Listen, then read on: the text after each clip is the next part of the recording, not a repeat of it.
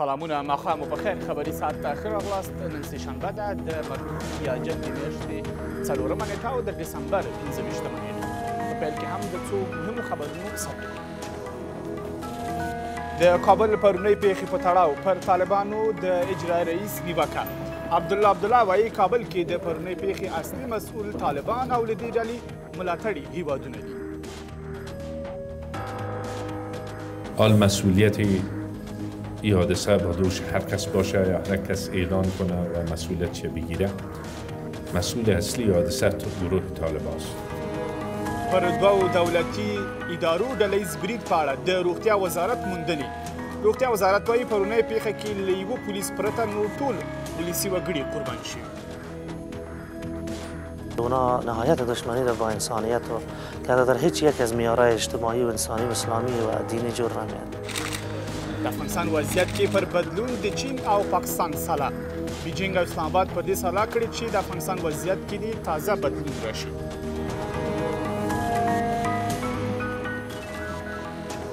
د 2000 نه زیاتو زده کوونکو لخوا هیواد کې د سولې ټینګېدو غوښتنه.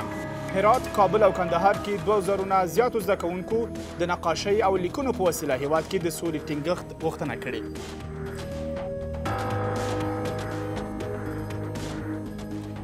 او پر ایران د امریکا د بندیزونو پر وړاندې دریدو باندې د ایران د ولسمشر ټینګار حسن روحاني وایي امریکا به د ایران پر وړاندې خپلو موخو ته ونه رسیږي.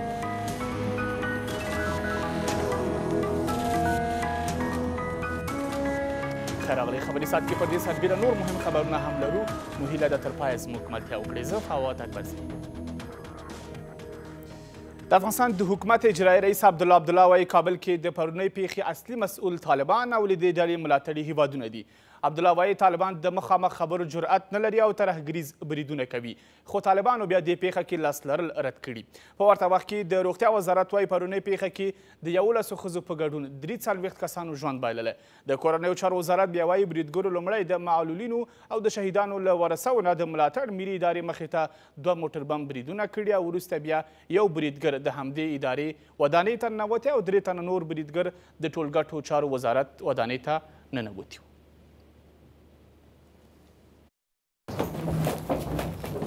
اصلي پیښه په ټولګټو وزارت کې شوې ده. بریدګرو پر هغه چا ډزې وکړې چې ویې لیدل. غلام نبي ټولګټو وزارت ته نږدې د یوه ښوونځي ساتونکی دی. دی د بریدګرو د لومړنیو ډزو شاهد و. په دې ودانۍ کې دغه وزارت هیڅ داسې دفتر نه دی پاتې چې بریدګرو پلټلی نه وي. ان د مرمۍ ضد ور یې هم مات کړی دی. نقیب الله چې د تېښتې پر مهال یو لاس مات شوی دی د دې پیښې په تړاو داسې وایي.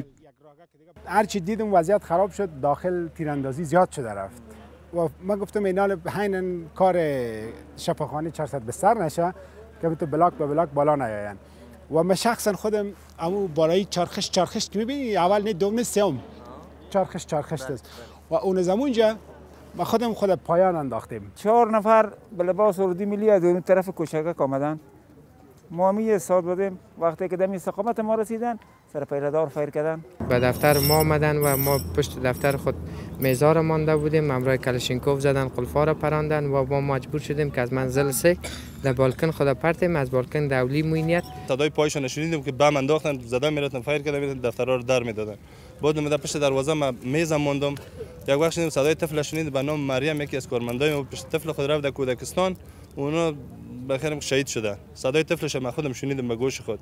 اخو په افغانستان کې د امریکایي ځواکونو ویان د طالبانو د ویان دغه ټویټ په خبرګون کې چې د کابل په پرونی برید کې لاس لرل رد کړي دي. له طالبانو غواړي څو هغه ترهګر چې د په وینا طالبان له لوري مغزه پرمنځل شوی دي کنټرول کړي. ځکه د نوموړي په وینا طالبان نشي کولای د کابل د دوشنبه د ورځې د برید او په کابل کې د دیني عالمانو پر غونډې د ورستي برید د مسؤلیت لاخستو ډډه وکړي. حال مسئولیت این حادثه با دوش هر کس باشه یا هر کس اعلان کنه و مسئولیت چه بگیره مسئول اصلی حادثه گروه طالبان است. گروهی که با قساوت قلب امنیت افغانستان به هم زده و جان مردم بیگناه را میگیره و بارها هم مسئولیت کشتار بیرحمانه را به عهده گرفته.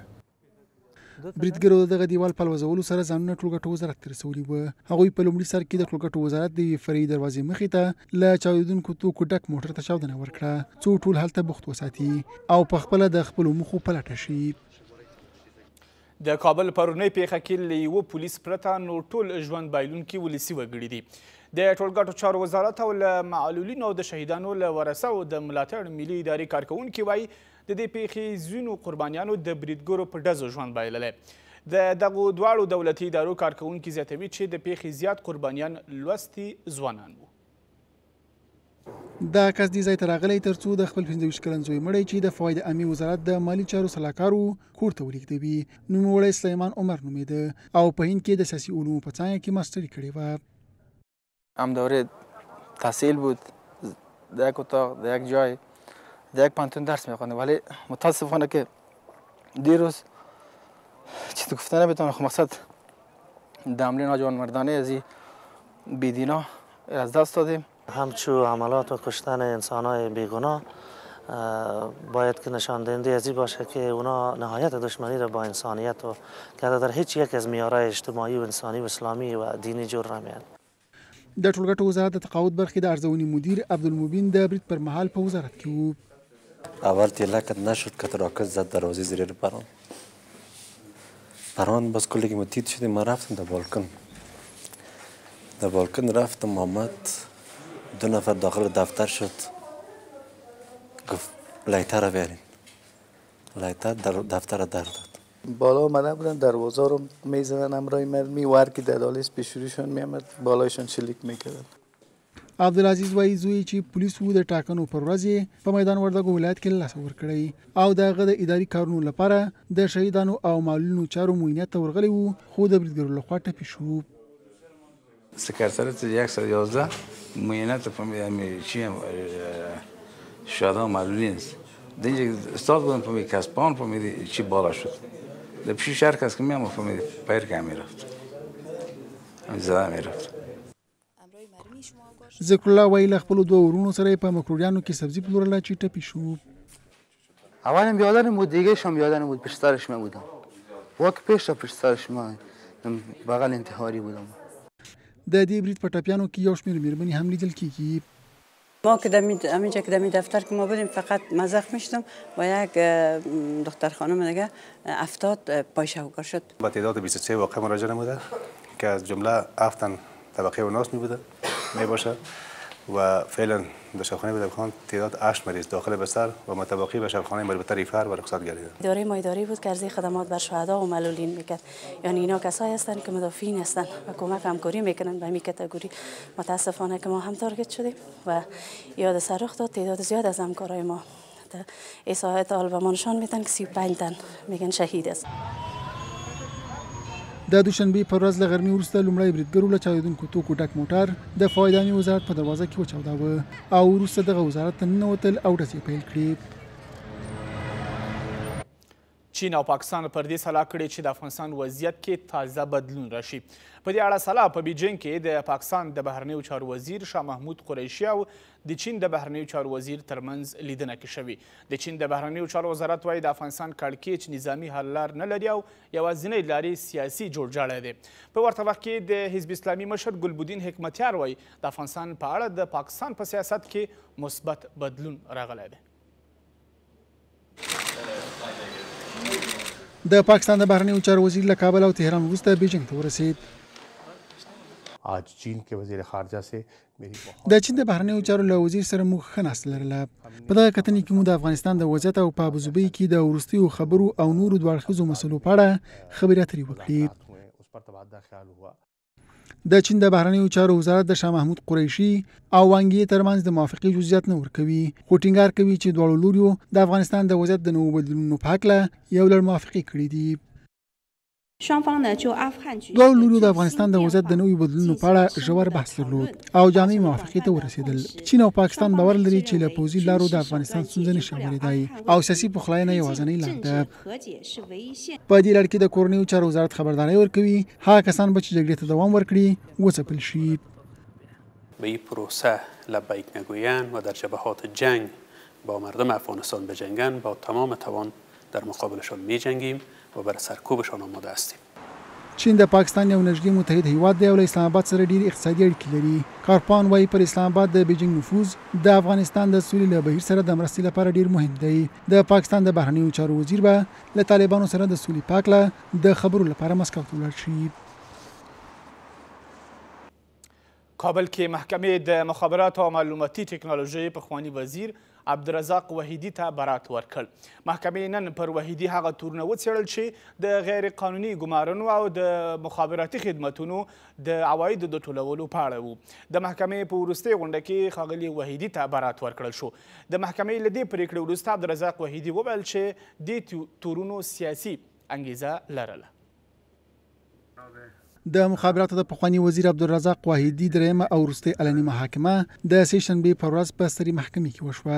د دې دوسیې په تړاو په دویمه غونډه کې پرېکړه وشوه څو پر ښاغلي وحیدي لګول شوي تورونه د یو مسلکي پلاوي له لوري وڅېړل شي.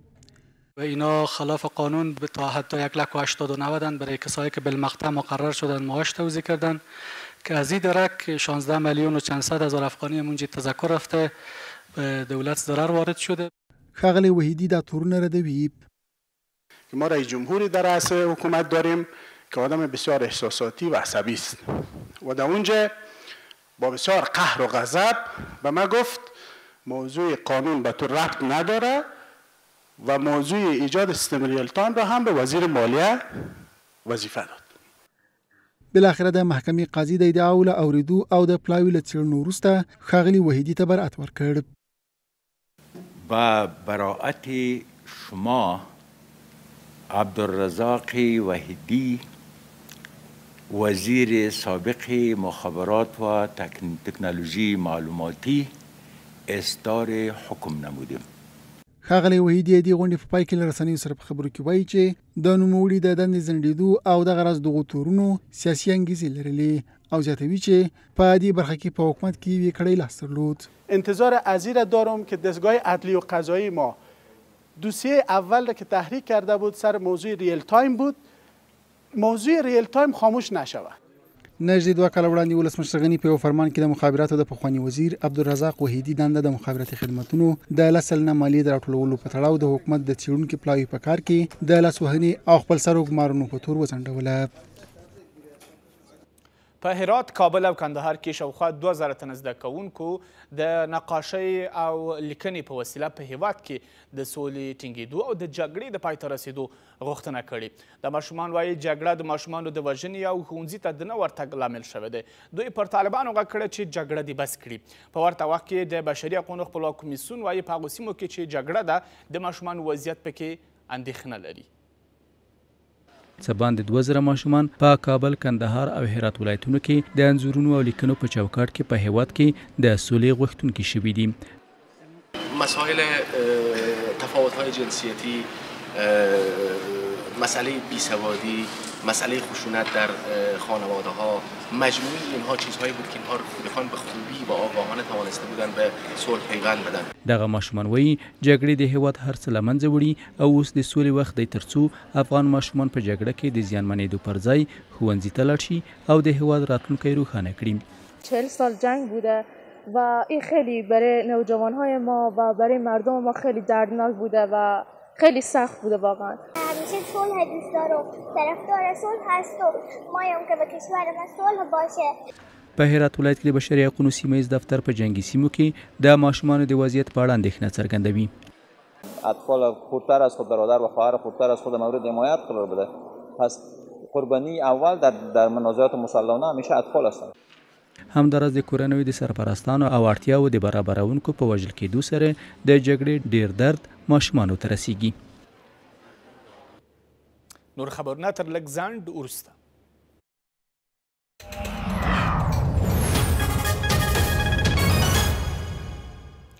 بیا هم ښه راغلاست. په جلال آباد کې د ولسي جرګې ټاکنو ته ولاړو یو شمېر نوماندانو د خبري غونډو په ترڅ کې نیوکه کړې ده چې د ټاکنو خپلواک کمیسیون د رایو رسونې په برخه کې درغلي کړې او هغه کسان د بډو په بدل کې بریالي اعلان کړي چې د دوی په وینا رایې خورا کمې دي. په ورته وخت کې قومي مشران د شکایتونو له کمیسیون نه ولسمشره غواړي چې د ننګرهار رایې دې په سمه توګه وڅېړي. نور جزئیات د زیاریات په ریپورټ کې. دلته جلال آباد ښار کې ولسي جرګې ته له ننګرهار نوماند عبدالبصیر سباوون د لومړنیو اعلان شویو پایلو په غبرګون کې خبري غونډه کې ادعا کوي چې کمیسیون یې په درغلۍ سره رایې کمې کړي دي. دا نوماند او پلویان یې په دې باور دي چې ولسي جرګې ته د ننګرهار بریالیو نوماندانو لومړني لیست کې د ټاکنو خپلواک کمیسیون یو شمېر کسانو ته په درغلیو او فساد رایې ډېرې کړي دي. ټول صندوق روغ دی، د ټولو خلکو رایې سمې دي، یوازې زما رایو باندې سره کرښه کش کېږي او دا امدا کېږي.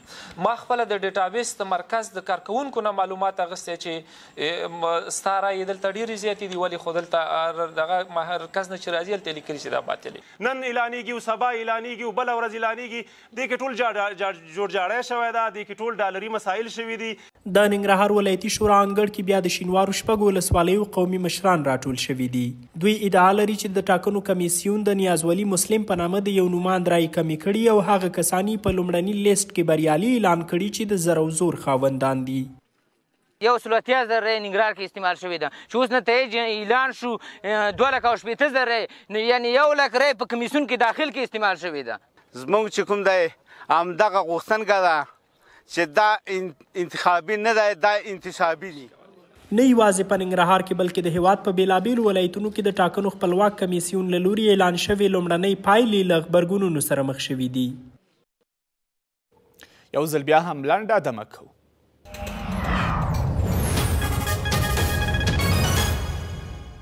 بیا هم ښه راغلاست. حکومت هغه طرحه ډاګیزه کړه چې له مخې طبیعي ګواښونه راکمیږي. طبیعي پیښو ته د رسېدنې په چارو کې د دولت وزیر وایي د ملګرو ملتونو د څېړنې پر بنسټ افغانستان د نړۍ هغو 15 هیوادونو کې لومړی دی چې د طبیعي پیښو له اړخه ډېر تاوان ورسېدلی دی. په ورته وخت کې د افغانستان د حکومت اجرایي رئیس عبدالله وایي په افغانستان کې د طبیعي پیښو د کمښت تګلاره د ملګرو ملتونو سازمان د تګلارې پر بنسټ جوړه شوې ده. په اجرایي ریاست کې په یو لړ مراسمو کې د طبیعي پیښو د خطرونو د کمولو د تګلارې مخکتنه وشوه.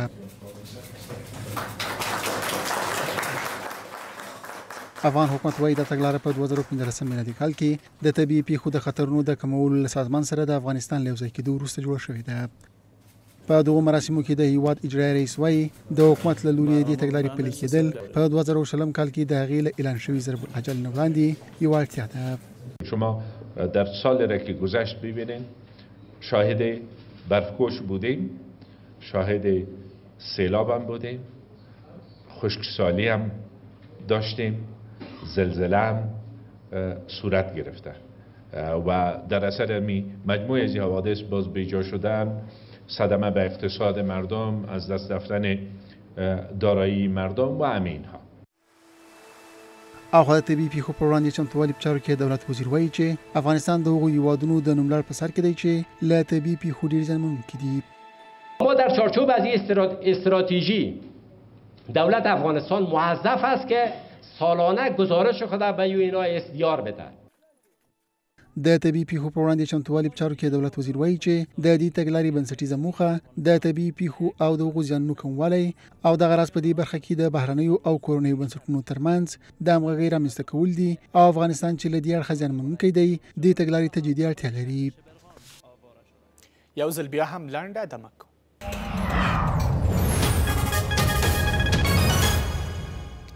د خبري ساعت دوام په بلخ کې د هغه روغتون مسؤلین پر نشهیي توکو د اخته کسانو د شمیر پر زیاتوالي اندېښنه ښیي چې پر نشه د روږدو کسانو درملنه پکې کیږي.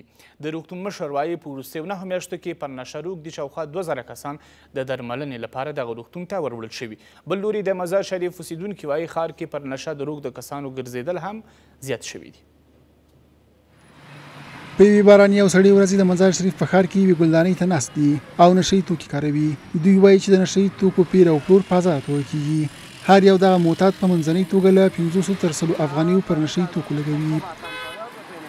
یک من نیستم، عالم دنیا دمی چقرا خواسته در بدر هسته، یعنی خود کلانه زورمنده خودشان توزیع میکنه. مثال دونه آورده میته دمینجا خودشان سودا میکنه. باز این دستک فروشی مسلمان خاطر یک دود یک نصف دود باز اینا را باز این مسلمانان توزیع میکنه.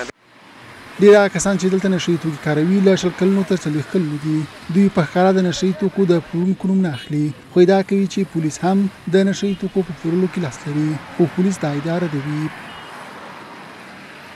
شب پیشش در دروازه جمهوری در گلدانه خواب میکنیم، اونجا از بمبا میگیریم، از بمبا گرفته رایسیم، 2 نفر هستیم، یکی ما بمبا میگیریم یکی ما گرفته رایسیم. اومده قطع میلکتی زده رایست، شگفت است. و شما قلب دکان میپرونین، اینجا دکان چی میکنه در پیش بمبا اونجا؟ نه دکان است نه دیگه سرای است خلاص اونجا. مریم هم له کلونو رئیس نشي توکي کاروي. د مزار شریف په څنډه کې په یوې هدیره کې شپې ورځې تېرولې، 2 ځلې تر درملنې لاندې نیول شوې، خو بېرته روږدې شوې ده. هغه د ناڅرګندو لاملونو له مخې چمتونه ده چې درملنې وشي. فقط برای من یک اتاق بگیریم، فقط یک دونه اتاق باشه بس خلاص. یک دکتر مرد با یک دونه زن باشه برای من بس خلاص. در اون خانه ترک من میکنم دیگه از خانم بیرون نمیشم. خو دا ښځې خوښې دي چې درملنې کېږي. مروه یې وله همدغو روږدو مېرمنو ده چې پر نشو د خپلې روغتیا کیسه داسې بیانوي. دستم برآمده بود، باز آقایم گفته که پیسه ندارم تو را ببرم شفاخانه، گفته بیا از زمین بکش نه جور میشی تو. باز من هم تا محتاج شدم. در فامیل 6 نفر هستیم، اونا در سر قبرستان است و تسلیم گرفتیم در اینجا آمدن، اونا تسلیم ندارد. د بلخ ولایت د درمان روغتون د معلوماتو له مخې په دغه ولایت کې پر نشو د روږدو کسانو درملنې 6 مرکزونه شته چې په روان کال کې څه باندې 2000 روږدي کسان دغو مرکزونو ته درملنې لپاره ورغلي دي. جمعاً 270 بستر در یک شبانه روز در بلخ میزبانی از این مریضا هستند و مدت 45 روز ما این مریضا را تداوی میکنیم. در هر بخش ما امکانات کافی داریم، ولی یک مشکلی که وجود داره، ما این مریضا را هیچ وقت به جبر، هنوز تداوی جبری در افغانستان شروع نشده که ما یاره به زور بیاریم بستر بکنیم، خصوصا خانم ها و اطفال. دا په داسې حال کې ده چې د بلخ د نشي توکو پر وړاندې د مبارزې رئیس په بلخ ولایت په تیره بیا د دغه ولایت په زیانمنونکو سیمو کې د کوکنارو د کر د زیاتېدو خبر ورکوي. ولایت بلخ هم ولایتی است که اضافه تر از 100 هکتار زمین کشت کوکنار صورت گرفته در ولسوالی های زیادتر چمتال و چاربلک. د بلخ د نشي توکو پر وړاندې د مبارزې رئیس وایي چې په بلخ ولایت کې شاوخوا 130,000 تنه پر نشي توکو رود دي چې ښځې او ماشومان هم په دغو کسانو کې شامل دي. په بدخشان کې د سولې ولایتي کمیټه وایي د ولایت کې 20 تنه طالب وسلوال د سولې له بهیر سره یوځای شوي. د دې کمیټې مشر وایي هڅه کوي چې نور طالبان هم د سولې بهیر سره یوځای کړي. په بدخشان کې د سولې د ولایتي کمیټې د مشر په خبره که طالبانو ته د کار اسانتیا برابره شي نو د دې ډلې زیات غړي به سوله وکړي. که څه هم د فیض آباد په ګډون د بدخشان ولایت څو سیمې په وروستیو ورځو کې د طالبانو له بریدونو سره مخامخ شوي، خو سیمهییز چارواکي د سولې له بهیر سره د طالبانو د 20 کسیزې ډلې د یوځای کېدو خبر ورکوي. ما مدت 4 سال میشه که به صفوف طالبان پیوستیم.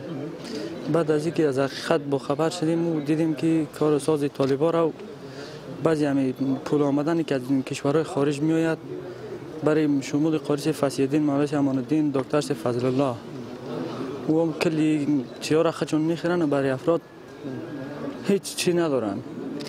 بعضی همه چیار دیدیم باز دل منشیا شد. دیدیم که روی حق نیست. ما اومدیم به دولت پیوستیم پروسه. خارجی هم بودن؟ خارجی ها با شمول چچنی، تاجیکا بودن. مولوي عبدالحق چې د نوموړي په وینا له 9 کلونو راهیسې په کندوز او بدخشان ولایتونو کې د افغان ځواکونو پر خلاف جنګېدلی وایي، هغه هم له خپلو 4 ملګرو سره د سولې له بهیر سره یوځای شوی دی. اگر جهاد کردن باشه ما اگر 10 سال و 15 سال که بودم دمی شق هم طالبان و دمی طرف طالبان بودم، بعد از این نمیکنم جهاد. لا بل خو د بدخشان د سولې کمیټې رئیس هغو کسانو ته د کاري زمینې پر برابرولو ټینګار لري چې دغه په وینا د سولې له بهیر سره یوځای کیږي. اونا دیدشان همیسته که زعما و کلانا و بزرگای طالبا هم به این فکر و اندیشه هستند که از جنگ خسته شدن، جنگ راه حل نیست. د بدخشان د سولې کمیټه په داسې حال کې د سولې له بهیر سره د طالبانو د یوځای کېدو خبر ورکوي چې د تېرې جمعې په ورځ یوې ډلې طالبانو د فیض آباد ښار پر 10 امنیتي حوزه برید وکړ او 9 پولیس یې له ځان سره بیولي دي. د کورنیو چارو وزارت وایي امنیتي ځواکونه به د ژمي عملیاتو کې پر څو ولایتونو ډیر پام ورټول کړي. هلمند، فراه او کندوز هغه ولایتونه دي چې په وروستیو څو کلونو کې آن په مرکزونو کې هم د امنیتي ځواکونو او طالبان ترمنځ سخت نښتې شوي دي. له دې سره د دفاع وزارت وایي په دغه ولایتونو او په ځانګړې توګه فراه کې د دولتي ځواکونو عملیاتو کې پرمختګونه شوي دي. په داسې حال کې چې دولتي ځواکونو د ژمنیو عملیاتو له پیلېدو 4 ورځې تېرېږي، امنیتي ادارې د 6 ولایتونو نوم اخلي چې په دغو عملیاتو کې تر ډېره تر پوښښ لاندې دي. د بغلان، جوزجان او فاریاب ترڅنګ هلمند، فراه او کندوز ولایتونه هم چې مرکزونه یې تل له جګړو سره مخ وو په دغو ولایتونو کې شامل دي. په دې لړ کې د کورنیو چارو وزارت د تیر جنگي موسم په عملیاتو کې د دولتي ځواکونو د لاسته راوړنو یادونه کوي. از او جمله میتونیم از کشته شدن 3 والی نامنهاد طالبان در ولایات هلمند، غور و پکتیکا یاد بکنیم. در پهلوی از 20 تن از قماندان‌ها و ولسوالای نامنهاد طالبان و تروریستا در تعدادی از ولسوالی‌ها و ولایات کشته شدند. خو په فراه ولایت کې د افغان ځواکونو په عملیاتو کې دولتي ځواکونو پر لا پرمختګ ټینګار کیږي. په تیرو اونیو کې د غوڅ ملاتړ ماموریت ځواکونو هم په دې ولایت کې هوایي بریدونه وکړل او په افغانستان کې د بهرنیو ځواکونو عمومي قومندان هم تیره اونۍ نوموړي ولایت ته سفر وکړ. د طالبانو 6 تنه قومندانان په مختلفو برخو کې لکه ملا محمد مشهور په مستغفر، نبی جان مشهور په فدایی، ملا بختیار مشهور په نیازی، ملا محمد عمر مشهور په زرقانی، حافظ فضل احمد، حافظ نصیر د 14 کسانو په ګډون وژل شوي دي. له بلې خوا طالبان د دوی د سرې قطعې قومندانانو ته د زیان رسېدل او یا دولتي ځواکونو لخوا د هغوی نیول کېدل ردوي. سږکال هم د هوا په سړېدو سره د هېواد په ځینو برخو کې د افغان ځواکونو او طالبانو ترمنځ جګړه نه ده کمه شوې او دواړه لوري یو بل ته د درنو تلفاتو او زیانونو د رسولو ادعا لري. دا په داسې حال کې ده چې په هېواد کې دننه او بهر د سولې هڅې زیاتې شوي دي. د کورنیو چارو وزارت وايي د فراه ولایت د امنیي قمندانۍ د امنیت آمري نیولی دی. د کورنیو چارو وزارت ویاند وایي چې سمونیار عبدالقادر څو ورځې مخکې د حامد کرزي نړیوال هوایي ډګر کې نیول شوی. نجیب دانش زیاتوي چې د فراه د امنیي قمندانۍ د امنیت آمر له دندې د ناوړه ګټنې په تور نیول شوی. له دې سره د سمونوال عبدالقادر کورنۍ وایي د ده د نیونې لامل ورته لا تراوسه نه ده څرګند شوی. د فراه د امنیه قمندانۍ د امنیت د امر مرستیال هغه مهال چې غوښتل یې له هېواده بهر ته لاړ شي د کابل په هوایي ډګر کې د امنیتي ځواکونو لخوا ونیول شو. که څه هم د کورنیو چارو وزارت د پولیسو پر دغه مسؤل د لګول شوي تورونو په اړه څه نه وایي، خو د فراه یو امنیتي چارواکی چې نه غواړي نوم یې واخیستل شي زیاتوي سمونیار عبدالقادر له طالبانو سره د لاس لرلو په تور نیول شوی دی. یکی از منصوبین آمریت امنیت که موضوع یا اتهام متوجه است توسط پلیس بازداشت شده. ما این قضیه را بررسی میکنیم که این قضیه چگونه است.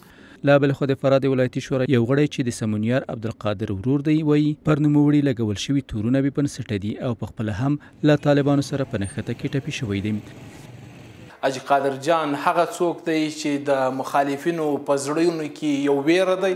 حاجي قادر جان هغه څوک دی چې خپل د کورنۍ 14 تنه غړي د لاسه ورکړي دي او حاجي قادر جان هغه څوک و چې په دغه کمین کې په دغه عملیاتو کې خپل ملګري خپل د قوم او خپل ساتونکي د لاسه ورکړه. د فراه د ولایتي شورا یو شمېر غړي په دغه ولایت کې د امنیتي ځواکونو د تلفاتو لامل له طالبانو سره د ځینو حکومتي کسانو لاس لرل ګڼي. حسدونی پنجم ورته وایي، هر څه چې ورته وایي خو کسان دي په خپل حکومت په راز کې ولاړ دي، په غټ غټ مهمو ځایو کې ناست دي، هغه نه غواړي چې دا جنګ ودرېږي. فراه د هېواد له ناامنو ولایتونو څخه دی چې تل د طالبانو له خونړیو بریدونو سره مخامخ شوی. په تېر یوه کال کې د ولایت په مرکز او شاوخوا سیمو کې په لسګونه لوی او کوچنۍ پوستې د طالبانو لخوا نیول شوي او په سلګونو امنیتي ځواکونو ژوند له لاسه ورکړی دی. د سولې عالي شورا وایي د هېواد د ټولو ولایتونو د سولې ولایتي کمیټو کارونه ځنډول شوي دي. د سولې د عالي شورا ویاند سید احسان طاهري وایي دا کمیټې د اصلاحاتو په موخه د یوې میاشتې لپاره ځنډول شوي دي. بل لوري د سولې د عالي شورا د دارالانشا دفتر نه خپور شوي مکتوب کې راغلي چې د ولایتي کمیټو په اړه به څېړنې په موخه یو 3 کسیز پلاوی 40 ولایتونو ته سفر وکړي. د کابل والی وایي د کابل ولایت په مهمو څوکیو کې د ښځینه و شمیر لا هم کافي نه دی. یعقوب حیدري وایي اوس مهال د کابل ولایت اړوند څوکیو باندې یوازې 6 تنه میرمنې کار کوي، خو دوی نشي کولی د کابل د 3 میلیونه تنه ښځو ته خدمات وړاندې کړي. والي حیدري زیاتوي چې په پلازمینه کې میرمنو ته اسانتیاوې نشته او باید دا ستونزې حل شي، خو د ښځو چارو وزارت بیا وایي په حکومت کې باید د ښځو ونډه زیاته شي. د مرکزي زون د ښځو د وړتیاو د لوړولو سمپوزیم په دې غونډه کې د مرکزي زون د شپږو ولایتونو یو شمېر ښځې او چارواکي دلته په کابل کې د ښځو پر وړاندې پر ستونزو او د هغوی د وضعیت پر ښه کېدو خبرې کوي. د کابل والي په دغه ولایت کې په لوړو پوسټونو کې د ښځو حضور ناکافي بولي. شما در شهر و ولایتی که 3 میلیون زن زندگی میکنه 6 نفر زن توظیف کردین که اینا را به خدماتشون برسن. لطیفه جان نمیتونه با 6 نفر ای 6 میلیون زن برشون خدمات ارائه کنه. تلاش های زنان به خاطر بهبود خانواده، به خاطر سمت سودادن خانواده و همچنان تنظیم خانواده برای یک جامعه سازنده خیلی مهم و با ارزش است. په حکومت کې د ښځو د ونډې زیاتېدل، د هغوی پر وړاندې تاوتریخوالي کموالی او د سولې په بهیر کې د هغوی ونډه د دې غونډې اصلي موخې دي. د کار او ټولنیزو چارو وزارت په حکومت کې د ښځو د حضور د زیاتوالي لپاره د ښځو د کار د ملي پروګرام پر څېړلو ټینګار کوي.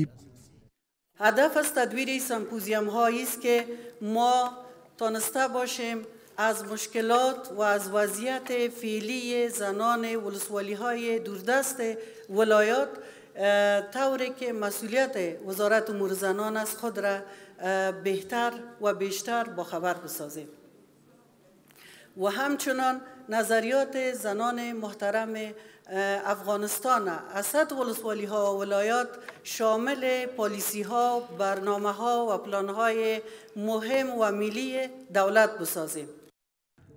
وحیده محمدزی، لطیفه الطاف، سحر همدرد، پلوشه مرخیل، نسرین حمیدی او بریښنا هوریا هغه میرمنې دي چې تر اوسه د کابل ولایت په قومندانۍ او ښاروالۍ کې په لوړو پوسټونو کې پر کار بوختې دي.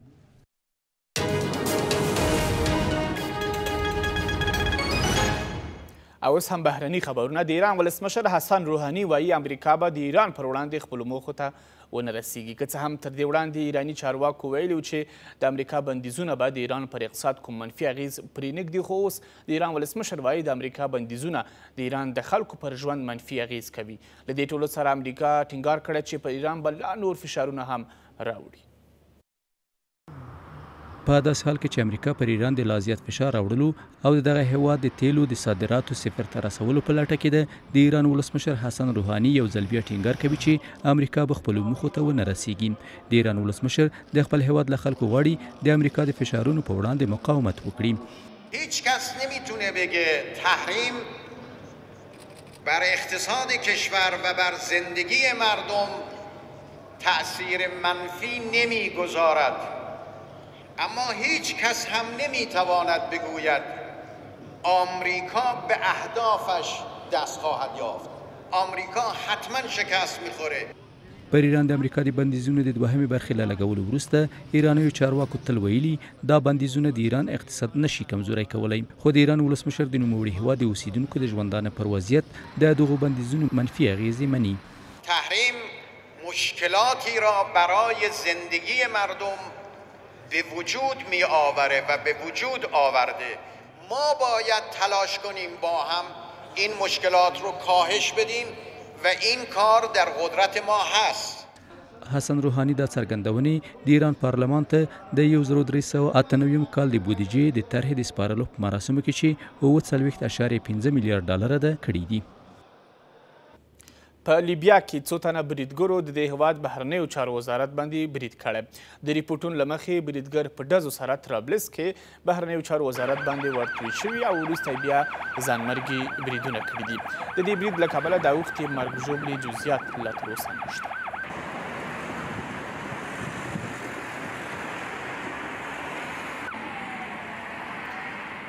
او درنو لیدونکو یو ځل بیا هم لنډه دمه کوو او ترې وروسته د خبري ساعت ته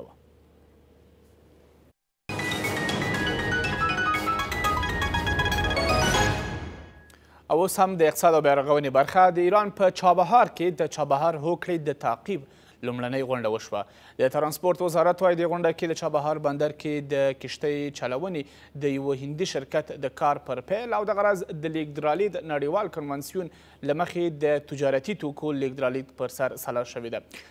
په ورته وخت کې د ایران د لارو او ښارجوړونې وزارت ویلي چې د افغانستان، ایران او هند ترمنځ داسې هوکړه هم لاسلیک شوې چې پر بنسټ به نور هیوادونه هم کولی شي د چابهار بندر په هوکړه کې شامل شي. د ترانسپورت وزارت وایي د چابهار بندر د موافقې د دریو غړو هیوادونو کمیټې په لومړۍ ناسته کې د لارې او ترانزیتي دهلیزونو په اړه خبرې وکړي. په اوسني وخت کې دغو دهلیزونو د نښلولو برخه چې د ایران له چابهار څخه تیریږي په افغانستان کې د اسلام کالا، زرنج او ابو نصر فراحي بندرونه او په هند کې د کندالا، ماندرا، کوچین او د جواهر لال نهرو بندرونه په ګوته شوي دي. دغه وزارت ویان زیاتوي د کښتۍ چلولو د یوه هندي شرکت د فعالیت د پیلېدو ترڅنګ دریو هیوادونو د ګمرکي اسانتیاو د تعرفو د کمولو او پانګونې په برخو کې موافقې کړي دي. یک شرکت هندی که است در کشتیرانی و همچنان دریانوردی که است با او توافق صورت گرفته، کار عملی خود آغاز کرده به خاطر آوردن تسهیلات و خدمات بهتر به خاطر انتقال اموال تجار در بندر چابهار. په چابهار بندر کې د پانګونو د جذبولو لپاره د پوهاوي لپاره هڅې د دریو هیوادونو د ترانسپورت وزارتونو د کمیټې په لومړۍ ناسته کې د خبرو بله برخه وم چې د نړیوالې سوداګرۍ خونې په باور په اوسني وضعیت کې ورته جدي اړتیا ده. متاسفانه هنوزم به یک شکل تحذیرات بین‌المللی یک چالش بسیار عمده هست به خاطر از اینکه اکثریت تجار ما مخصوصا کسایی که در بخش مالی، انتقالات و این مسائل دخیل هستند هنوزم حراس دارن که مبادا کدام اشتباهی را انجام بدن که تا اونا دچار مشکل شوند در آینده. د چابهار بندر موافقه په 2014 میلادي کال کې د افغانستان او ایران د ولسمشرانو او د هند د لومړي وزیر ترمنځ لاسلیک شو، خو تر اوسه یې د عملي کېدو زمینې نه دي برابرې شوي. د مالیې وزارت وایي په تیرو 4 کلونو کې د حکومت عواید نوي فصلو کې زیات شوي. د مالیې وزارت سرپرست وایي که څه هم حکومت په تیرو 4 کلونو کې 9 میلیارد افغانۍ عواید درلودل خو سږني عواید یې 1.9 میلیارد افغانۍ دي. په ورته وخت کې د مالیې وزارت مسؤلین وایي د تیرو 14 کلونو په پرتله سږ کال تر ټولو زیاته پراختیایي بودیجه لګول شوې. د مالیې وزارت سرپرست د هغه څه په اړه چې په 1399 مالي کال کې د نوموړي وزارت لاسته راوړنې بولي خبره کوي. هغه وایي په 1399 مالي کال کې د حکومت عواید 1.9 میلیارد افغانیو ته رسیدلي چې دا د تیر کال په پرتله د 12% زیاتوالی او د تیرو 4 کلونو د عوایدو په پرتله د 90% زیاتوالی ښودنه کوي. که افزایش 85% را نظر به حکومت قبلی نشان می‌دهد. با افزایش عواید ملی ما توانستیم با وجود خشکسالی در 2/3 مساحت کشور رشد اقتصادی را از 1.3% با 2.3% برسانیم. لا بل خو د مالیې وزارت سرپرست وایي په تیر یوه کال کې له تمویلونکو هیوادونو او سازمانونو سره د 15.5 میلیارد ډالرو په ارزښت موافقې لاسلیک شوي دي. دلایل عمده افزایش مصرف بودجه مالی عبارتند از دخیل ساختن مردم در پروسه بودجه سازی، اختصاص بودجه بر اساس ظرفیت‌های موجوده، اصلاحات بنیادی در ترتیب بودجه، ایجاد تسهیلات در اجرای تخصیصات و ساده سازی پروژه‌های تدارکاتی. د مالیې وزارت ریپورټونه د دې ښودنه کوي چې د کانونو او پټرولیم وزارت 99% او په پارلماني چارو کې د دولت وزارت 10% پراختیایي بودیجه مصرف کړې ده. د هغه ادارې دي چې په 1399 مالي کال کې تر ټولو زیاته او کمه پراختیایي بودیجه مصرف کړې ده. د افغان ټیلیکام مشر وایي تر راتلونکو څه کم 7 میاشتو به په افغانستان د چین نوري فایبر سره ونښلول شي.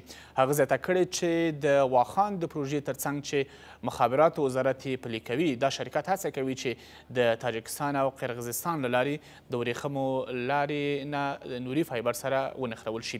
بل لوري د مخابراتو وزارت وایي په نوري فایبر کې ستونزه د انټرنیټ د ټیټ کیفیت اصلي لامل دی. د افغان ټیلیکام د عمومي شرکت رئیس د تیر کال د فعالیتونو او د راتلونکي کال د پروګرامونو د راپور په وړاندې کولو سره وایي چې ټاکل شوی ده چې افغان ټیلیکام شرکت تر یوې نوې بلې میاشتې پورې خپلې د انټرنیټ بیې 50% کمې کړي او تر 6 نورو میاشتو پورې په کابل کې د 4 نسل انټرنیټي خدمتونه پیل کړي. ټاکل شوی ده چې دغه شرکت په 1398 مالي کال کې 128 میلیون ډالر پانګونه وکړي. دغه شرکت د انټرنیټي خدمتونو ظرفیت له 40 GBPS نه 100 GBPS ته لوړول او د چین له نوري فایبر سره د نښلول د دغه شرکت د پانګونې مهمې برخې دي. خط راه ابریشم نهایی است. انشالله که تا جولای سال 2019 تکمیل شود که ما از با چین وصل میشیم از طریق تاجیکستان و قرقیزستان و چین. در پلی ایزی که ما سر پلان دراز مدت واخان دهلیز واخان هم کار میکنیم که تا 3 سال وقت میگیره. خو د افغان ټیلیکام شرکت هغه څه چې په دولت کې بروکراتیک اداري بهیرونه بولي دغه شرکت د پروګرامونو د ژر عملي کېدو پر وړاندې خنډ ګڼي.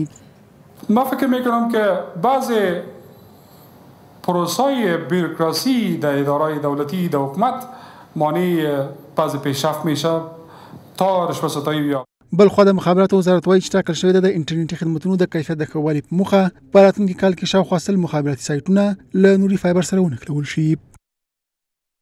برای شرکت سلام ما کوشش میکنیم که تمام دستگاه خود و سایت های خود را با فایبر نوری وصل کنیم و اگر تمام سایت های ما وصل شود کیفیت بالا میره و مو فرجی واقعی که میگه به معنایش یعنی دیتای بیگ دیتا را ما میتونیم که دو انتقال کنیم.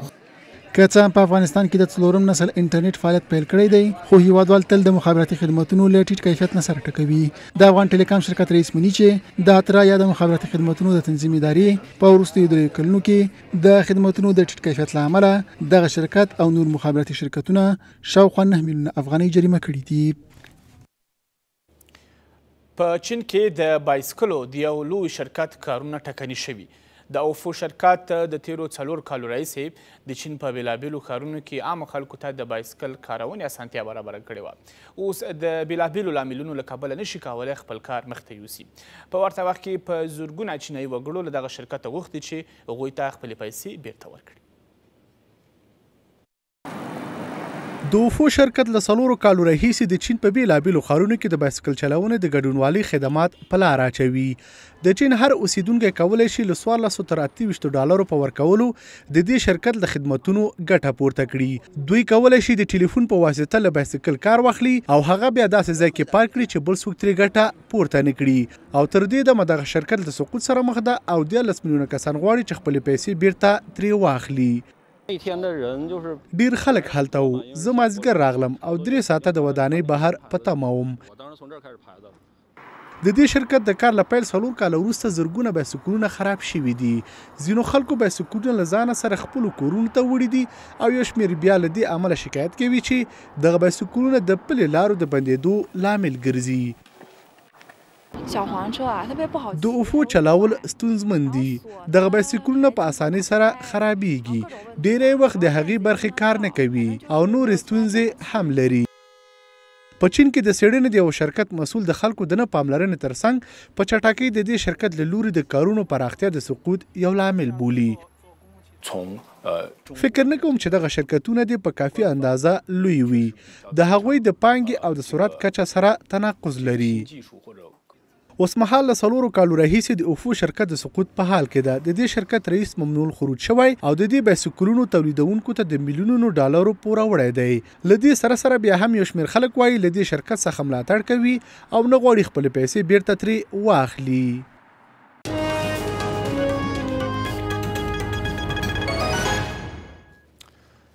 او سمدلو برخه په زابل کې د چلنج کپ سیالۍ پرون پای ته ورسېدې. د سیالیو کې 6 لوبډلو ګډون کړی. دا سیالۍ 18 ورځې وي او موخه یې دا وه چې پر نشه روږدي کسان ورزش ته وهڅول شي.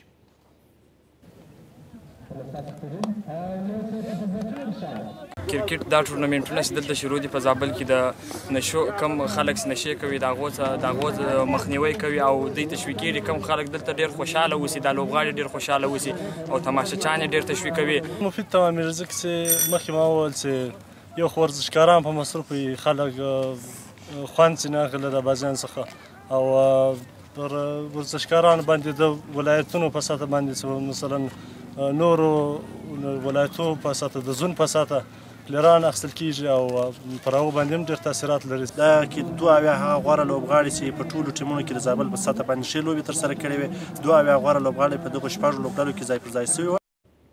د هېواد د فوټبال 23 کلنو لوبډله نن شپه د کابل په وخت 8 بجې د پاکستان لوبډلې سره دوستانه سیالي کوي. تر دې مخکې په قطر کې د یوه کلب لوبډلې ته افغان لوبغاړو 9-0 پر وړاندې پایلې سره ماتې ورکړې.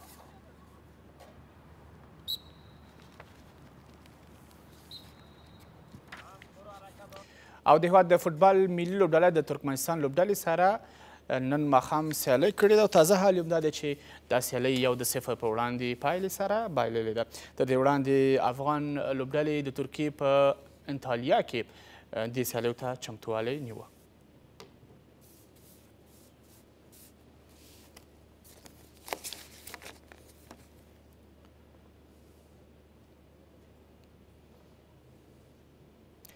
او د مهمو خبرونو ته یو ځل بیا هم کتنه کوو. د افغانستان د حکومت اجرایي رئیس عبدالله وایي کابل کې د پرونۍ پیښې اصلي مسؤل طالبان او له دې ډلې ملاتړي هیوادونه دي. عبدالله وایي طالبان د مخامخ خبرو جرأت نه لري او ترهګریز بریدونه کوي، خو طالبانو بیا دې پیښه کې لاس لرل رد کړي دي. په ورته وخت کې د روغتیا وزارت وایي چې پرونۍ پیښه کې د 11 ښځو په ګډون 43 کسانو ژوند بایللی. اصلي پیښه په ټولګټو وزارت کې شوې ده. بریدګرو پر هغه چا ډزې وکړې چې ویې لیدل. غلام نبي ټولګټو وزارت ته نږدې د یوه ښوونځي ساتونکی دی. دی د بریدګرو د لومړنیو ډزو شاهد و. په دې ودانۍ کې دغه وزارت هیڅ داسې دفتر نه دی پاتې چې بریدګرو پلټلی نه وي. ان د مرمۍ ضد ور یې هم مات کړی دی. نقیب الله چې د تېښتې پر مهال یې یو لاس مات شوی دی، د دې پیښې په تړاو داسې وایي. هرچی دیدم وضعیت خراب شد، داخل تیراندازی زیاد شده رفت و من گفتم اینال حین کار شفاخانه 400 بستر نشه که تو بلاک به بلاک بالا نیاین. و من شخصا خودم امو بالایی چرخش که میبینی اول نه دوم نه سوم چرخش است و اون زمونجا ما خود پایان انداختیم. 4 نفر به لباس اردی ملی از اون طرف کوچکک آمدن. ما هم استاد بودیم، وقتی که دم استقامت ما رسیدن سر پیره‌دار فایر کردن. به دفتر ما آمدن و ما پشت دفتر خود میزار مانده بودیم، همراه کلاشینکوف زدن، قلفا را پراندن و ما مجبور شدیم که از منزل 3 در بالکن خود پرتیم. از بالکن دولی موینیت صدای پایشون شنیدیم که بم انداختن، زدن میرفتن فایر کردن، میرفتن دفترها رو در میدادن. بعد من پشت دروازه ما میزم موندم، یک وقت شنیدیم صدای طفل شنید به نام مریم، یکی از کارمندای پشت طفل خود رفت در کودکستان، اونا بخیر شهید شده. صدای طفلش ما خودم شنیدم به گوش خود. اخو په افغانستان کې د امریکایي ځواکونو ویان د طالبانو د ویان دغه ټویټ په خبرګون کې چې د کابل په پرونی برید کې لاس لرل رد کړي دي. له طالبانو غواړي څو هغه ترهګر چې د په وینا طالبان له لوري مغزه پرېمنځل شوي دي کنټرول کړي. ځکه د نوموړي په وینا طالبان نشي کولای د کابل د دوشنبې د ورځې د برید او په کابل کې د دیني عالمانو پر غونډې د وروستي برید د مسؤلیت له اخیستو ډډه وکړي. مسئولیت این حادثه با دوش هر کس باشه یا هر کس اعلان کنه و مسئولیتش بگیره. مسئول اصلی حادثه گروه طالبان است. گروهی که با قساوت قلب امنیت افغانستان به هم زده و جان مردم بیگناه را میگیره و بارها هم مسئولیت کشتار بیرحمانه را به عهده گرفته. بریدګرو دغه دیوال پلوزولو سره ځانونه ټولګټو وزارت ته رسولي وو. هغوی په لومړي سر کې د ټولګټو وزارت د فرعي دروازې مخې ته له چاودېدونکو توکو ډک موټر ته چاودنه ورکړه څو ټول هلته بوخت وساتي او په خپله د خپلو موخو په لټه شي. د کابل پرونۍ پیښه کې له یوه پولیس پرته نو ټول ژوند بایلونکي ولسي وګړي دي. د ټولګټو چارو وزارت او له معلولینو او د شهیدانو له ورثو د ملاتړ ملي ادارې کارکوونکي وایي چې د دې پیښې ځینو قربانیانو د بریدګرو په ډزو ژوند بایللی دی. د دغو دواړو دولتي ادارو کارکوونکي زیاتوي چې د پیښې زیات قربانیان لوستي ځوانانو چې په دغو دواړو ادارو کې کار کوي. له تاسو قدرمن لیدونکو او له خپلو ټولو همکارانو په مننې خبري ساعت پای ته ورسېد. تر هغو چې بیا ستاسو چوپړ کوو نو ښه شپه.